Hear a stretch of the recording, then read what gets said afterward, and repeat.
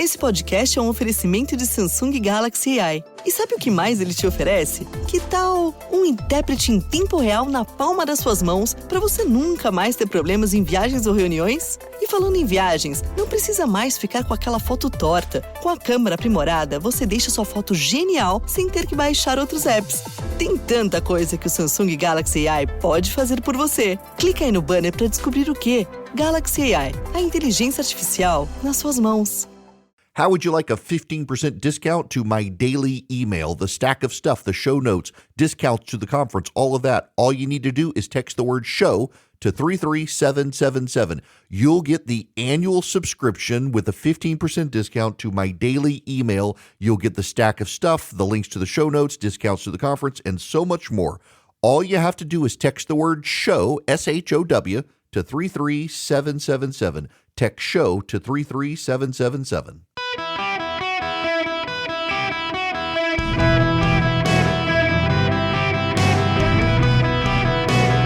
Welcome to the Eric Erickson Show podcast, Hour 2. My fellow Americans, I'm delighted to have you with me. It's Eric Erickson here. The phone number is 877-973-7425. Should you wish to be on the program, I would love to have you. I got to start with this. This is very important. You need to hear Brad Raffensperger, the Secretary of State in Georgia, who's on News Nation talking about the wild claims that the Dominion voter machines in Georgia are changing people's votes. I got thoughts, but first. Well, at the end of the day, if you start spreading those stories like that, all you're going to do is will really hurt our turnout on our side. And I'm a conservative Republican, so I don't know why they do that. It's self-defeating. You can trust the results. When you get high marks by the Heritage Foundation, they're giving us a top ranking. That means that we're doing the right things. Marjorie Taylor Greene believes the government is steering hurricanes to the coast of Florida and believes that votes are being changed on Dominion voter machines. She doesn't actually have evidence of it. Everybody has a cell phone in their pocket, and no one seems to be able to capture this stuff happening. They say your cell phones are allowed. Well, they're not allowed to change your vote.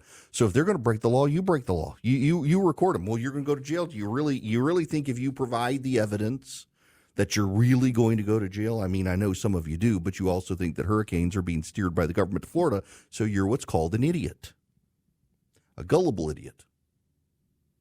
I want to review the tape with you. A year ago, these people had epistemic certainty. Their worldview was closed. No more information allowed to enter. They were absolutely certain Michelle Obama was going to surreptitiously become the Democratic nominee for president of the United States.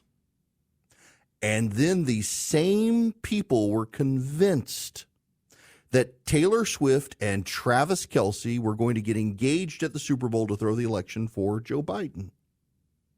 And then they became convinced that the government was steering hurricanes to the southeast during hurricane season in order to undermine Donald Trump's vote. And now they are convinced that Dominion voting machines are throwing the election to Joe Biden. They are convinced of every cockamamie pile of crap their mind can conjure and expect you to believe it as well. And they're trotting out a video claiming to show ballots being changed. What they're not showing you is that the video is from Coffee County, Georgia in the year 2020. It was recorded by a lady named Misty Hampton, and what the video leaves out is that she had to enter a secure password to get into the machine. They left all that part out to convince you, look, it's happening. They're changing people's votes. They're not. By the way, as an aside, you know why that system is capable of you can put in an administrative password and get into the back end of the machines and make it so a vote doesn't count for someone? Because under the law, if someone is disqualified after their ballot is produced, let's say they're found guilty as a felon and so they can no longer run for office, they're disqualified, but the ballot's been produced, you have to be able to tell the machines don't count the votes for that person. So they have to have that. And you have to have a password to enter into it, and it isn't done on election day. And there are auditors, and every one of you who's a volunteer poll worker knows this now to be the case. I'm not talking about the partisan poll watchers, but the poll workers. Y'all all know this to be the case, but they think that nobody knows this stuff. And so these idiots decided to tell you that Michelle Obama was going to be the nominee, then that Swift and Kelsey were going to get engaged, and the hurricanes were being steered by the government, and now they're telling you this, and they want you to believe all of their conspiracies and nonsense and lies because they don't actually want you to believe anything. They don't want you to believe anything. I saw some idiot on Twitter this weekend, literally some idiot on Twitter, there was a picture of Brian Kemp, the governor of Georgia, at the Texas-Georgia game on Saturday. They're stealing votes in Georgia. Why is Brian Kemp at the football game instead of dealing with this? Because he wants it stolen. Literally, some idiot tweeted that. There's no evidence. You can't get you tell me that Bigfoot exists and you can't get it on your phone. You got a phone, you got a camera, a fantastic video recorder device in your pocket, and you can't get the picture of Sasquatch, and you can't get the pictures of the Dominion voter machines actually switching people's votes either, and yet you want me to believe it's happening. Fool me once, shame on you. Fool me twice, shame on me. There are a whole lot of people who want to be fooled. It's not happening. Marjorie Taylor Greene is an idiot. Now, I got to move on to a big story, an important story. Probably the story I should have led the show with today, but we're so far into the end of this campaign season, really 14, 15 days left. I wanted to start with that stuff. But this, if you got the show notes today, I myself did my show notes all in their entirety by myself. I made them freely available for everyone because Philip's not here to stop me, and all of this is in there. This leak of Israeli intelligence. By the way, if you want a copy of today's show notes at no charge, all you do is text data to 33777. You can click through. You can subscribe if you want, but you can see today's show notes. Everything I'm going to talk about is in there. This is from the New York Times. The leak of a pair of highly classified U.S. intelligence documents describing recent satellite images of Israeli military preparations for a potential strike on Iran offers a window into the intense American concerns about Israel's plans. It also has U.S. officials working to understand the size of the improper disclosure. The two documents were prepared in recent days by the National Geospatial Intelligence Agency, which is responsible for analyzing images and information collected by American spy satellites. They began circulating on Friday on the Telegram app and were being discussed by largely pro-Iran accounts. The documents, which offer interpretations of satellite imagery, provide insight into a potential strike by Israel on Iran in the coming days. Such a strike has been anticipated in retaliation for an Iranian assault earlier this month, which was itself a response to an Israeli attack. One of the documents is titled Israel, Air Force Continues Preparations for Strike on Iran, and describes recent exercises that appeared to rehearse elements of such a strike. The second document details how Israel is shifting the placement of its missiles and weapons in case Iran responded with strikes of its own. Officials were divided over the seriousness of the leak, which did not appear to reveal any new American capabilities. The documents describe but do not show the satellite images.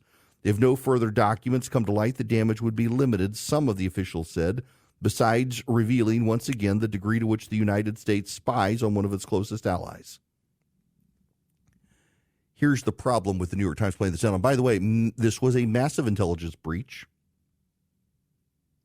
from Iranian sympathizers to Iranian personnel, shared via telegraph, and these anti-Semitic Iranian sympathizers are within the Biden administration, and the New York Times is playing that down. Not only that, this is such a big story. It was a major story in major media outlets, except the New York Times, which buried it on page A10 when it happened. Let me give you some better perspective. This is from the Washington Free Beacon. One senior Biden-Harris administration official who was not authorized to speak on record about the situation described the leak as a deadly serious breach. For at least the past year, there has been a concerted campaign to leak what at least seems to be classified information by anti-Israel elements, in large part to impact media narratives. But if true, this obviously goes beyond that, the official said. A U.S. defense official, also speaking on background, confirmed the Office of the Director of National Intelligence is looking into these reports as it seeks to determine how a cache of highly secretive documents dated October 15th and 16th made their way to a pro-Iran media account entity that published them on Telegram. The White House National Security Council declined to comment, referring requests to the Pentagon and the Office of the Director of National Intelligence, which also would not speak on record. The Pentagon did not respond to a request to comment on the documents, their authenticity, and efforts to identify the leaker. The intelligence the New York Times plays down as Five Eyes intelligence. What is Five Eyes intelligence? This is how classified some of the information was. The United States coordinates with 4 other intelligence agencies around the world. They are our most trusted partners. And Five Eyes intelligence is intelligence available to the 5 heads of intelligence services for Australia, New Zealand, Canada, the United States, and the United Kingdom. Nobody else gets it. And the intelligence leaked was Five Eyes intelligence. That means it is highly classified information. The New York Times is trying to play down the intelligence. The New York Times is trying to minimize just how bad it is.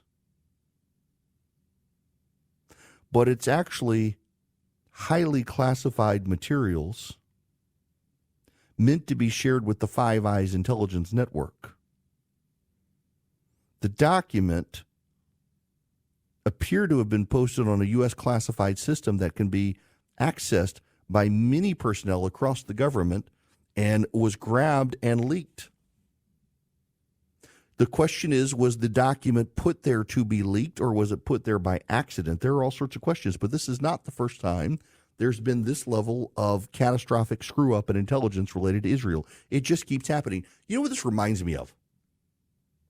The tech companies, particularly Google, constantly, Google and Twitter before Elon Musk took over, and even to some degree Twitter now, they constantly make decisions that wind up banning conservatives, blocking conservatives, shadow banning conservatives, or demonetizing conservatives.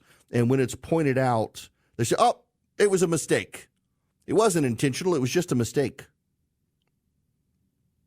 Google, for example, after the first assassination attempt on Donald Trump, if you tried to search for assassination attempt on Donald Trump, it would redirect to assassination attempt on Teddy Roosevelt and others, and not on Donald Trump. They're, oh, just a mistake, just a mistake. All these mistakes always happen one way. These mistakes in the intelligence community that wind up being leaks to undermine Israel, they always happen about Israel, not about anybody else. It's just a mistake, they say.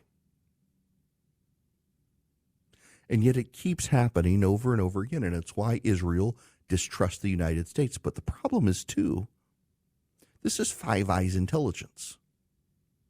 How can Australia, New Zealand, Canada, and the United Kingdom trust our intelligence networks if our intelligence is so easily capable of leaking information designed not to be leaked?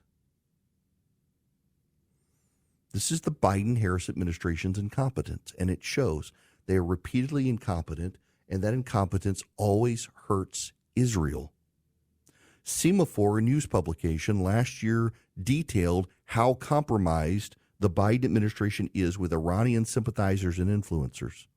And there's never been an accounting within the administration for those people. And here we have, yet again, more evidence of just how compromised they are. And very few people in the media actually want to ask any difficult questions about it, because they got to protect their precious Kamala Harris.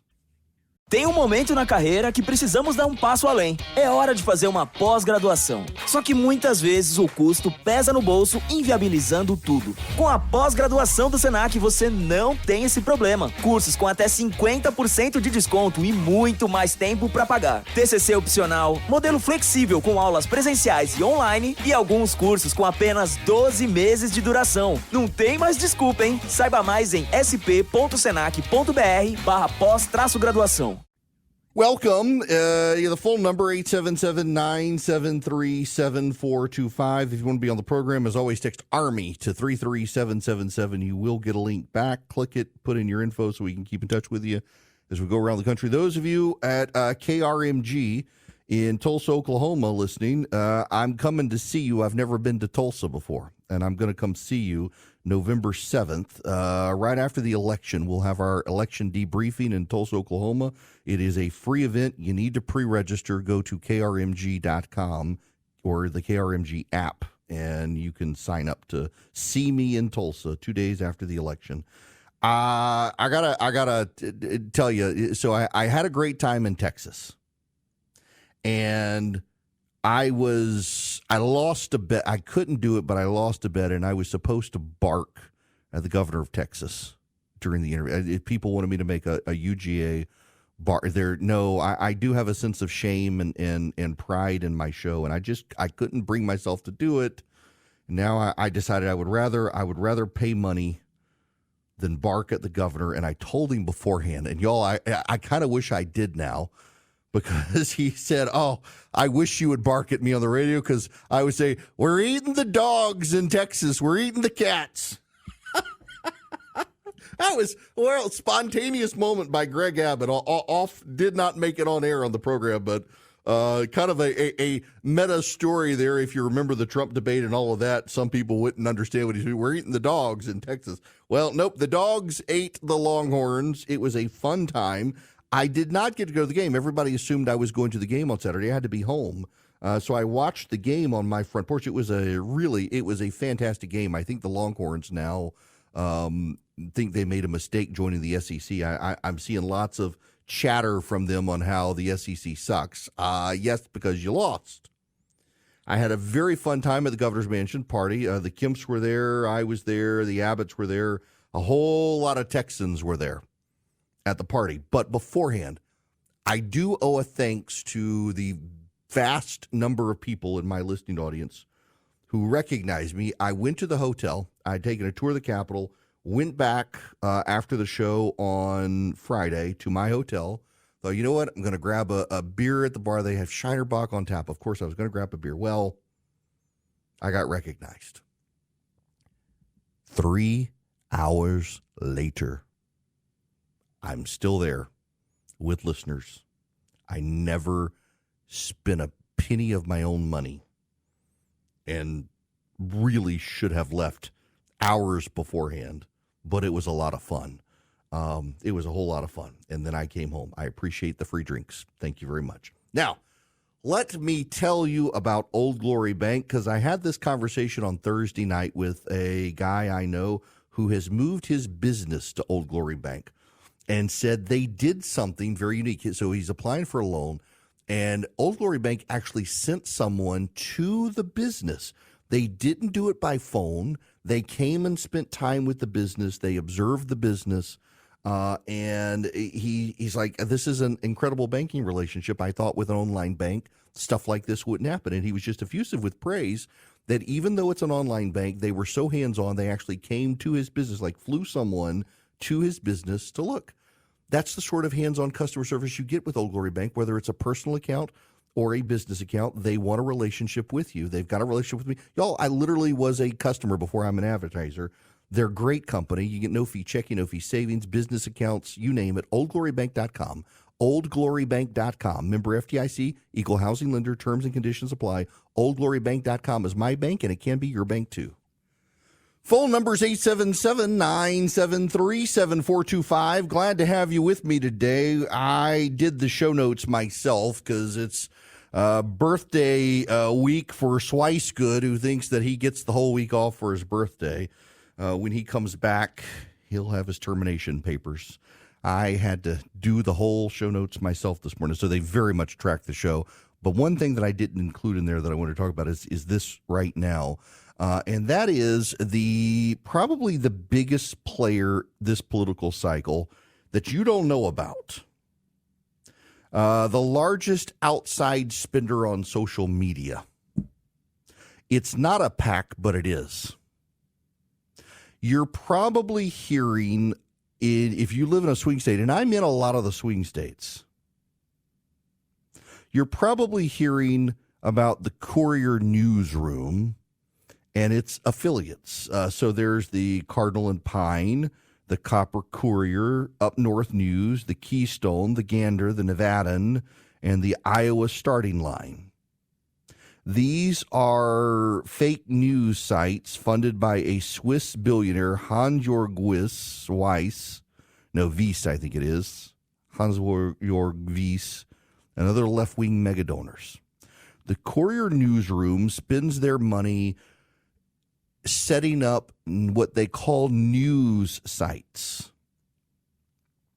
They do interviews with candidates and then spread them all over social media. So, for example, in the last 30 days alone, the Courier Newsroom spent $2.58 million, more than any other outside group or super PAC. And what they did is they did interviews that amount to softball political ads for candidates, and then they run the ads. So, for example, they interviewed Jessica Dudley, a Phoenix native who supports Kamala Harris in protecting her right to choose and opposing raising the retirement age, urging voters to do what's best for their families. This is a younger black lady who's interviewed by the Copper Courier. It's, again, a left-wing news site, but it's actually a left-wing super PAC. Because they're claiming to be a news site, they don't have to disclose their money. They're not independent expenditures. It's a smart strategy, by the way. Conservatives should have been doing this for a long time. Let me explain to you one of the things that the left has been doing, and the right finally caught on. When I was a lawyer, I ran political campaigns out of my law firm, and the candidates paid me. And some of the money that they paid was then used to place TV ads and radio ads and do mail pieces and hire pollsters. And if you looked at the campaign contribution disclosure reports at the time, now they to clarify, since then they've changed the rules a little bit, but not a whole lot. But it was legal consulting. It was lawyers. So nobody who saw the money knew where the money was going. I was getting, in some cases, six figures, and then was using that money to design the ads, the polling, do the legal filings, all that sort of stuff. Nowadays, you have to do more thorough disclosing, but not as much as you would think. So you've got some weaponized law firms out there, like what Mark Elias was at, the Democratic lawyer was at, what Perkins Coie or whatever, big Democratic law firm, was running a lot of money through his firm, and people could tell, given the excess of the money doing, he's up to something. There were FEC complaints filed and others against him and even Republicans. He's now left his old law firm. He's on his own. But look, someone could pay me money. It's legal consulting. It's paying your lawyer.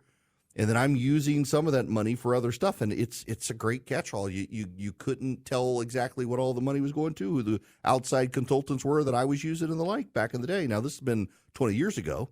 And again, the rules have changed a little bit, but not a whole lot. It still happens. In this case,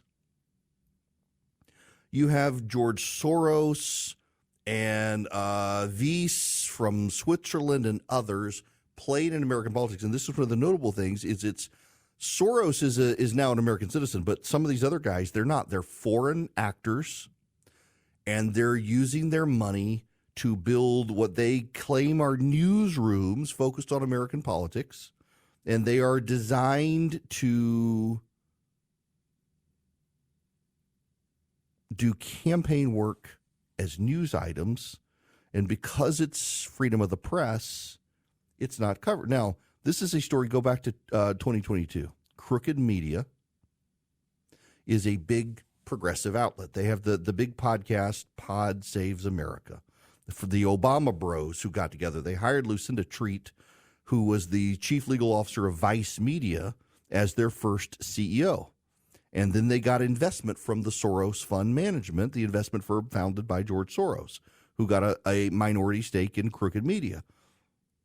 All this stuff is done under the radar, off the books, and they get to advance a left-wing narrative.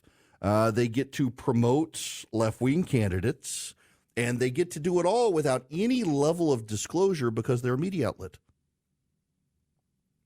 Now, this is, you should know, smart stuff. I'm not criticizing them for doing it. I'm making you aware that they're doing it. Because on the right, billions of dollars flow to think tanks and super PACs. And on the left, you have Soros and others out there investing in podcasts and newsrooms and all this other stuff that is perfectly legitimate and shapes narrative. One of my frustrations on the right, for years, when I was in charge of Red State and then the Resurgent and having to talk to conservative donors and do these projects, and Red State for a time when I was there, we were independent, and then we got bought by a company that then got bought by another company.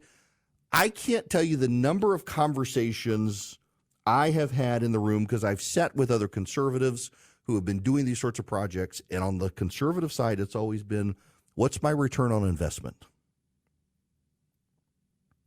George Soros, Vice, and others, they do not want a financial return on investment. They're not looking to these courier newsrooms to make a profit. On the right, 9 out of 10 of the meetings I was in, Paul Singer, who funded or possibly funds the Free Beacon still, is one of the very few on the right who wasn't looking to make his money back. But most of the donor class on the right wanted a return on investment of some kind.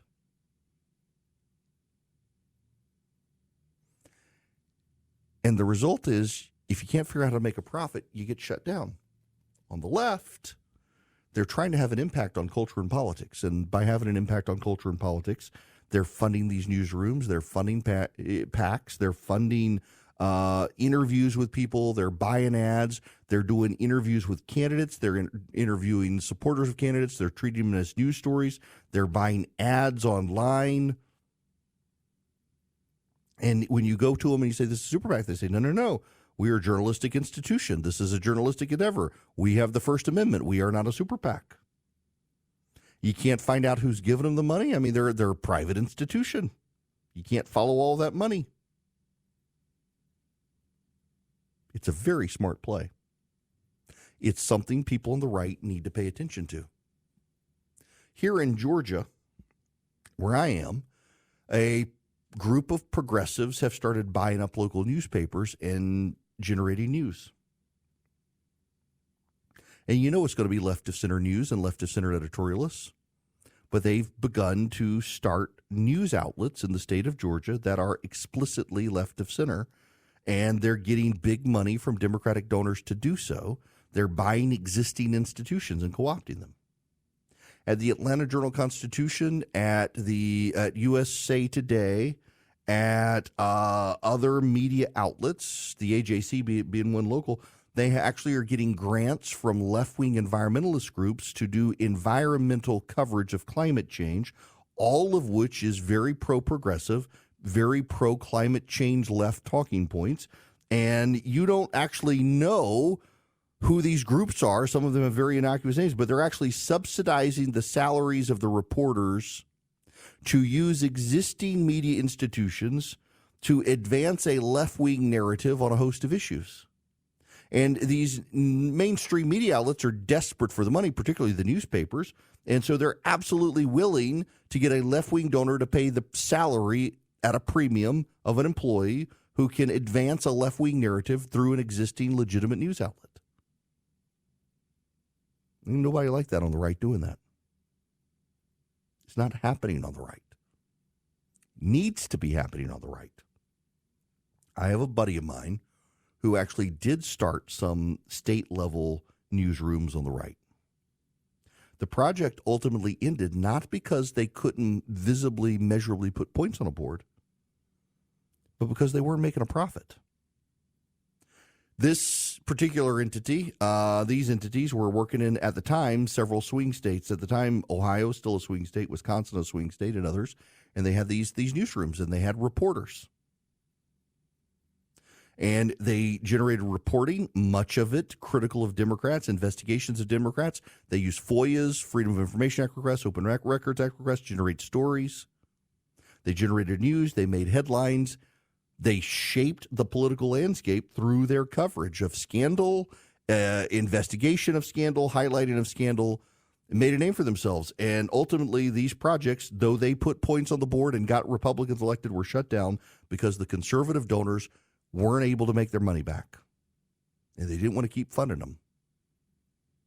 Now, if that's your money, that's fine. But if you're on the right and you're listening and you're a big donor, you also need to understand that George Soros, yes, he's a billionaire, Visa's a billionaire, and these others, but they're not looking for a return on their investment other than putting points on the board. They're not looking to make their money back. And they're willing to keep these projects going for some time in order to have a cultural, political impact. If culture is upstream from politics, you need to be shaping the culture. And in these culture campaigns, you got to shape the media coverage of it, the media information, and the media narrative of it, which the left is doing. And the right is not doing that. These outlets are going into communities, spending their money investigating local Republicans, finding or manufacturing scandal, treating them as legitimate stories, doing interviews with people, and then the mainstream media takes and repackages all that stuff. Now, some of you on the right will say, well, they would never do that with our site, except here's what you're missing. At the state and local level, the media institutions tend to be more centrist or right of center. They're not hardcore conservatives, but they're not deeply progressive at the local level. So if you on the right did this, they would do the same thing, but nobody on the right is doing it because there's not a financial return on investment. If you want to see where the trend lines are in this sort of stuff over time, understand that if you're worried about the right losing in the future, this is the sort of stuff that will cost victories in the future, as these newsrooms that are operating as super PACs funded by left-wing billionaires without having to disclose the money are generating news in local areas that people come to rely on for general news and information. And then suddenly, oh, we've trusted this institution with the local restaurant review. We've trusted them with the news of City Hall. Suddenly they're exposing a Republican. It must be true. That's where this is headed. And people on the right are asleep at the switch. The donors can't figure out how to make their money back, so they don't want to do it. We are getting outmaneuvered by left-wing billionaires who just want to put points on the board, not make a profit. Now, let me move on to other stuff. I got to tell you about Hillsdale College first. In fact, it's been a while since I've been there. EricForHillsdale.com.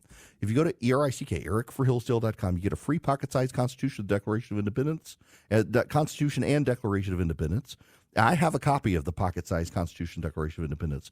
All you got to do, fill out the form with your address included, your name, your email, your address, and they will mail you the Declaration of Independence and the Constitution of the United States of America in pocket size. You can keep it in your coat pocket for whenever you need it. You can give it to your friends and family.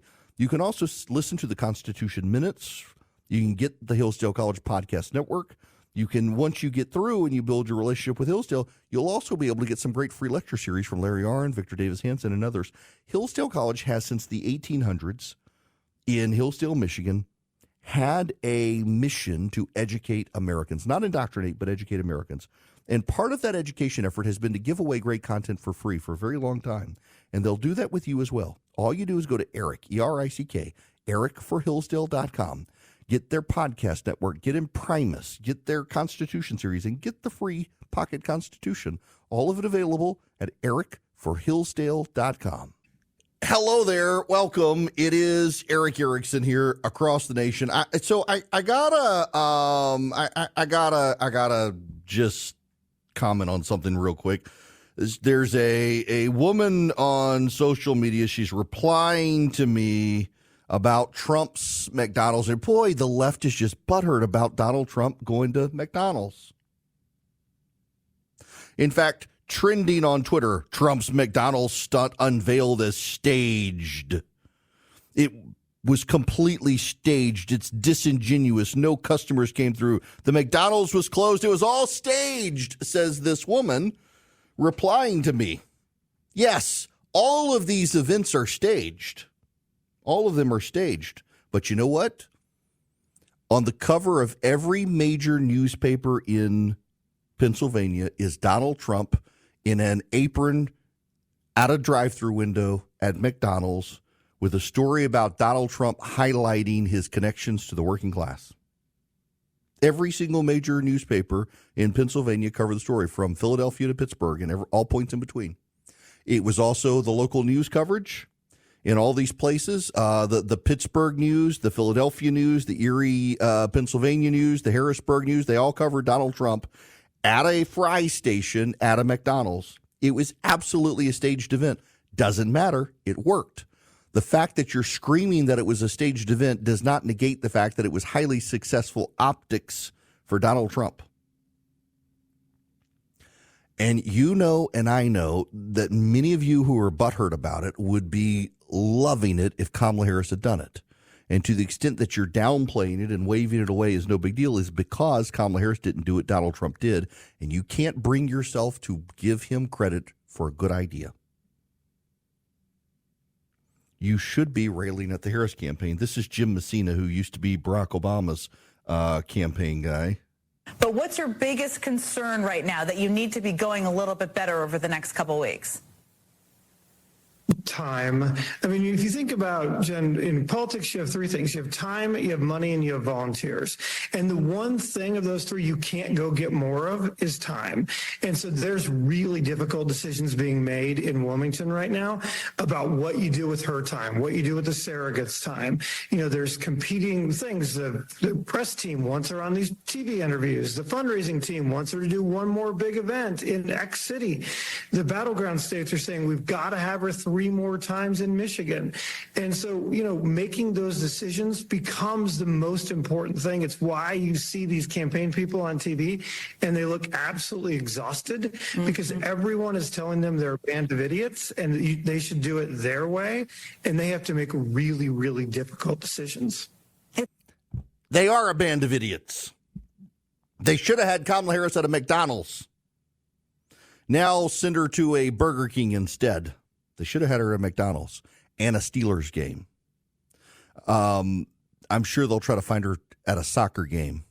Can't put her at a WNBA game now. It was a boneheaded decision by her campaign. They really are not firing on all cylinders, and everybody knows this is not working. She is headed towards a loss, and I will tell you how I know she's losing when we come back.